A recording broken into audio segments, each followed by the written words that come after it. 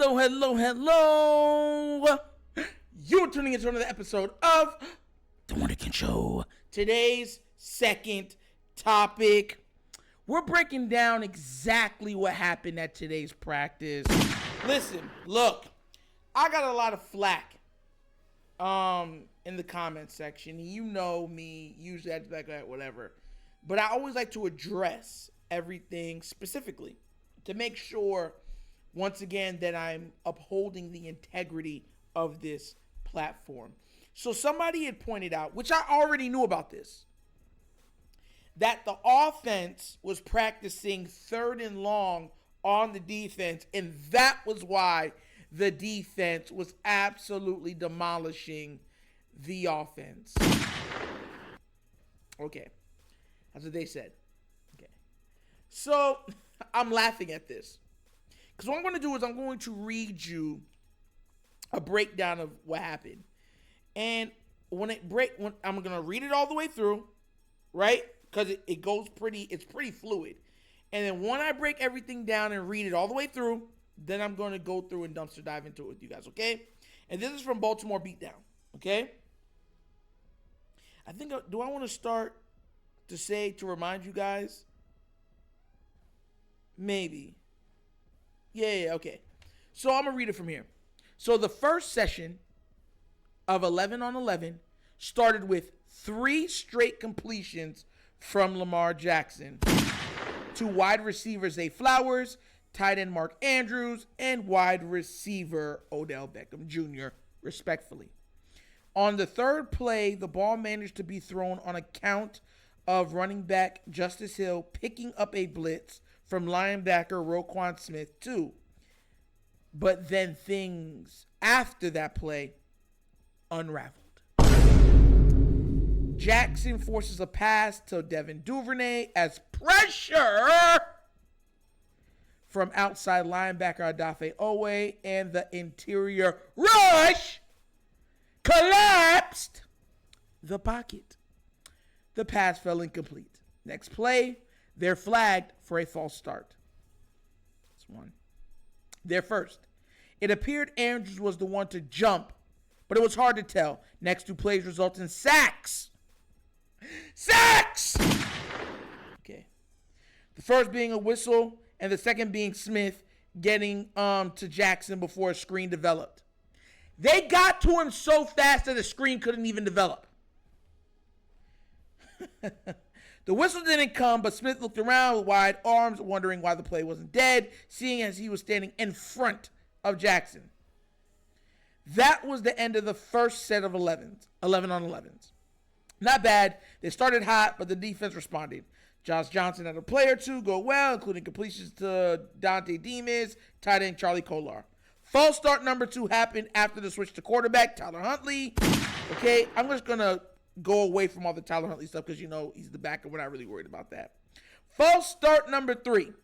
Jackson then went deep to Tariq Black, but an underthrow saw Washington track the ball the whole way and make the catch. The next play is blown dead from pressure by defensive tackle Travis Jones and outside linebacker Jeremy Moon. More pressure. Look at that. Oh, my God. It is like that. Back to Huntley. We're just going to skip that because we don't care about the Huntley stuff right now or the Josh Johnson stuff, okay? This goes back down to false start number 4 and 5, okay? Jackson gets onto the field, and not long after, safety Kyle Hamilton gets his hands on the Jackson thrown ball. The quarterback, in reaction, falls to the turf with his head and helmet in his hands.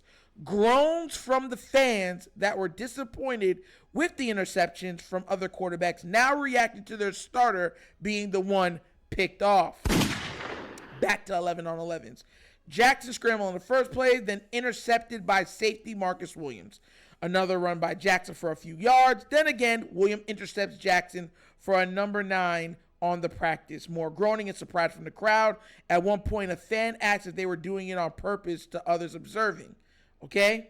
The completions were sprinkled in once more. Beckham had a reception on outside linebacker Odafe Owe out on coverage.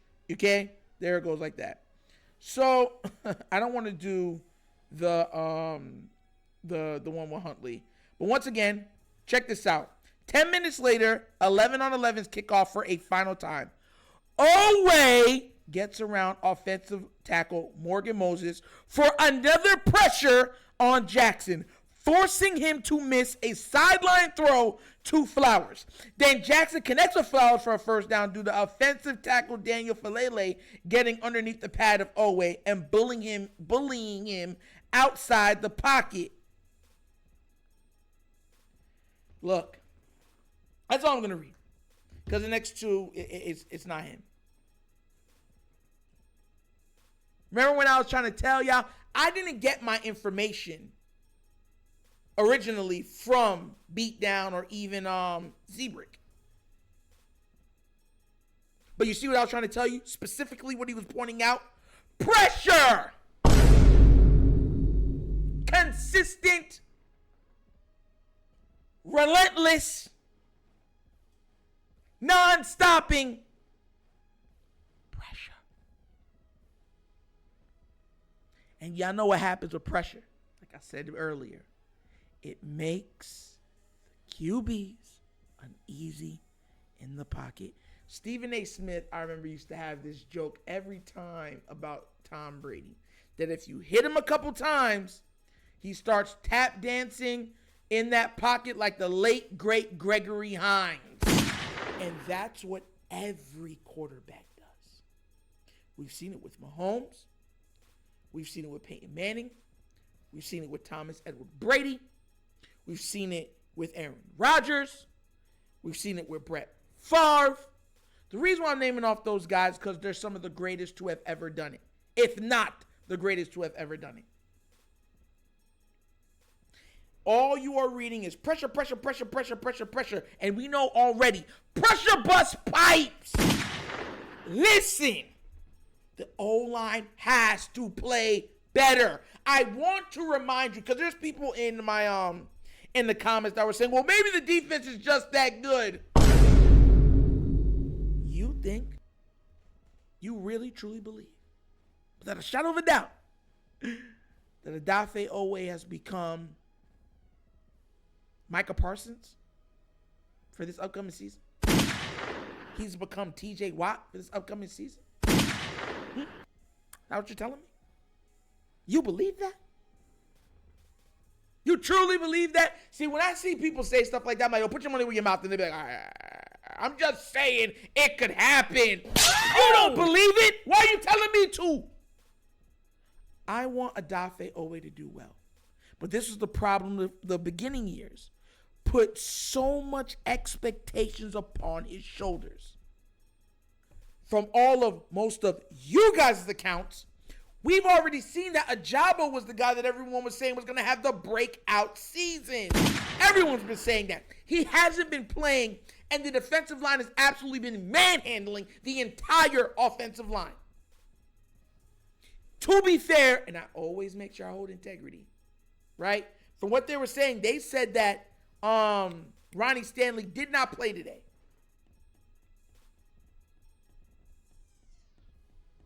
Linderbaum, beat. Falele, beat. Morgan Moses, beat. Everybody else, beat. Just beat it. Just beat it. Beat it. Just beat it. Just beat it. Beat it. That was our O-line. So I'm going to ask you guys again. Don't get mad, please, at me for telling y'all what's going on. Because once again, I want to win. I don't want no excuses. We already know what Lamar Jackson is. We already know what he is. He's a once-in-a-generational level athlete. Perfect. We know what J.K. Dobbins is when he's healthy. Has the potential to be one of the best backs in the league. We know what OBJ is when he's healthy. One of the best receivers in the league. So we already know that the team has talent. This is not about talent. This is about coming together as a unit. Teamwork. Football relies on teamwork more than any other professional sport.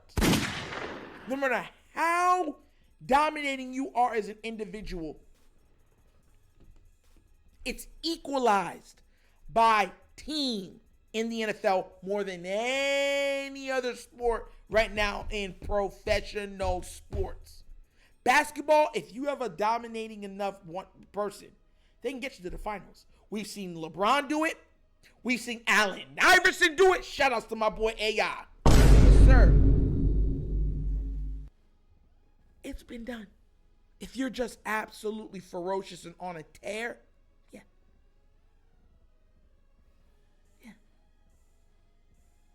Not in football. I'm not hating on the team. I just know what they can be capable of.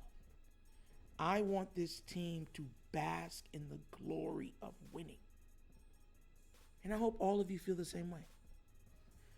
And for anybody that comes on to hate on the Ravens, I keep all the comments. And I respond. And make sure when we are rectifying these problems that are rearing their head in training camp, keep the same energy. Because you know I will. You know I will. Go Ravens. And that's another episode of the Wonder Kid Show. Oh yeah, for the people that was hating on Lamar in the comments, that's for you. Thank you for watching. Please do remember, like, subscribe, hit the notification bell, leave a comment. You know I love the comments.